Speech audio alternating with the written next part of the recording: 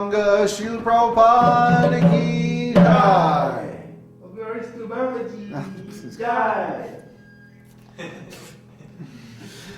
Namo Vaisṇavāṁ Krishna Prasthaya Bhutale Śrīmati Bhaktivedanta Swami Namane. Namaste Saraswati Devi Gauravani Pacharane Nirvishesha Shunyavadi Paschatya Deshatarane.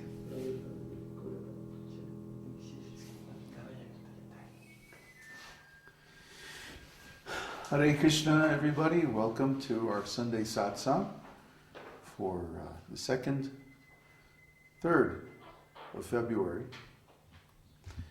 And as usual, we started off with the Vande prayer, which the meaning of this prayer is very significant. Vande śrī-guroḥ means I offer my respectful obeisances unto the lotus feet of my spiritual master. Śrī-yuta-pada-kamalaṁ, śrī-gurun vaiṣṇavāṁś, and of all the other preceptors on the path of devotional service. I offer my respectful obeisances unto all the Vaisṇavas, Srī-yuta-pada-kamalaṁ, and unto the 6 Goswamis, including Srila Rupa Goswami, his older brother Srila Sanatana Goswami, Raghunath Das Goswami, Jiva Goswami, and their associates.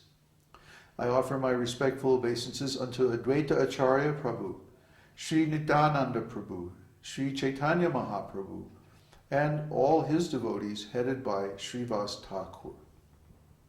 Then I offer my respectful obeisances unto the lotus feet of Lord Krishna, Srimati Radharani, and all the gopis headed by Lalita and Vishaka. So if you don't know who these personalities are, then it means you haven't read our books very well. But basically, the 6 Goswamis of Vrindavan were the principal disciples of Sri Chaitanya Mahaprabhu. Vande Rupa Sanatano Raghuyugo Sri Jiva Gopalako. Rupa Goswami, Sanatan Goswami, Raghunath Das Goswami, Raghunath Bhatta Goswami, Srila Jiva Goswami, and Srila Gopal Bhatta Goswami. These 6 Goswamis are basically the founding fathers of our lineage. Our lineage is based on the Brotherhood of the Esoteric Teaching, which was created at the recital of Srimad Bhagavatam at the beginning of Kali Yuga 5,000 years ago. And it's been coming down ever since then, in the line of Krishna himself. Krishna spoke Bhagavad Gita, and then Shukadev Goswami spoke Srimad Bhagavatam, which is the meaning of the entire Vedic literatures. The Vedic literature is summed up in Vedanta Sutra. But Vedanta Sutra are like the cliff notes, They're very terse. They're very short little sutras. That's what sutra means. It means like study notes from meditation. And really only the author knows what they mean. It's very difficult to interpret them for an ordinary person. So Shukadev Goswami, Vyasadev's son, learned Srimad Bhagavatam while in the womb of his mother.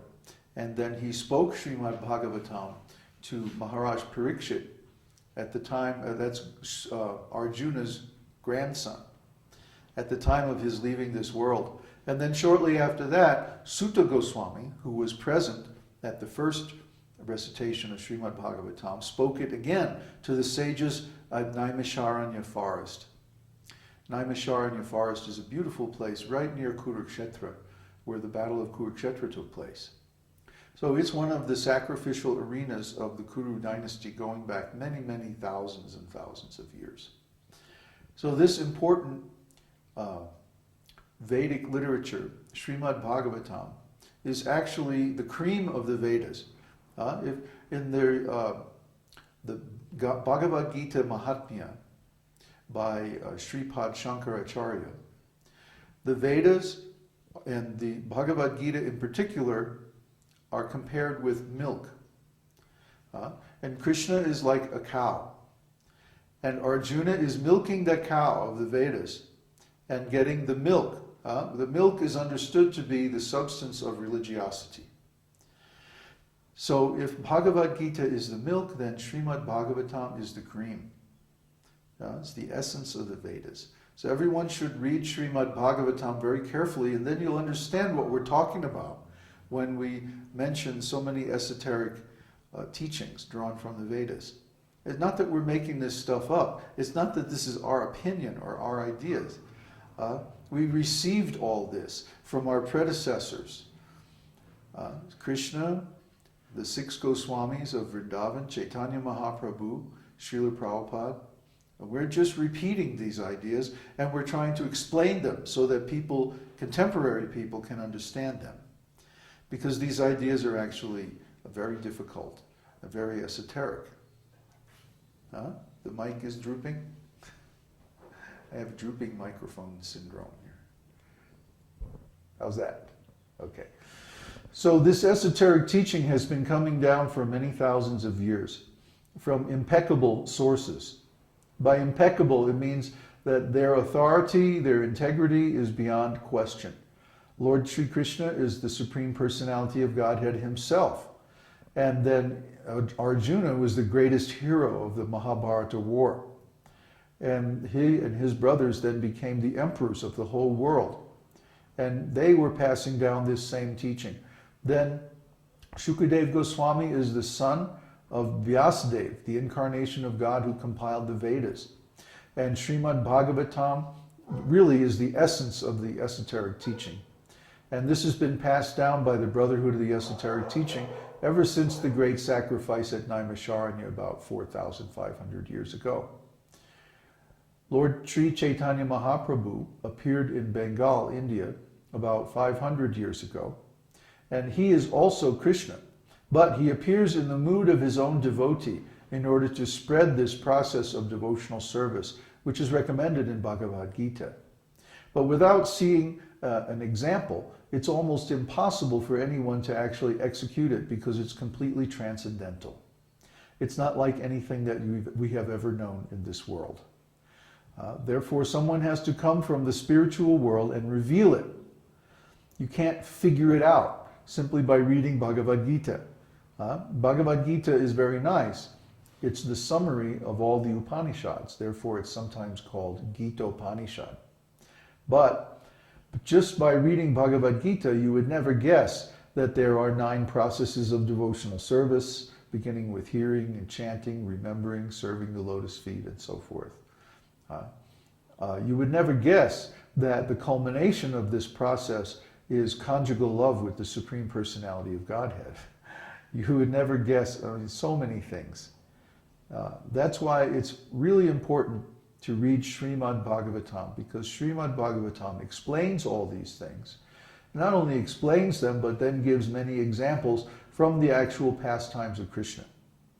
So when we read Srimad Bhagavatam, we get like a picture of the spiritual world. It actually shows us what is going on eternally in the spiritual world, and how Krishna revealed these pastimes when he was present on earth 5,000 years ago. So we advise everyone to read Srimad Bhagavatam. And we have the whole thing on our website.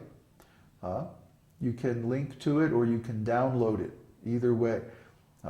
And you simply have to go to our essay on how to learn, which is available from the front page of the course section. And that has a link to download the entire Vedic library, which is enormous. It's enough material for you to study for the rest of your life, or maybe a couple of lives.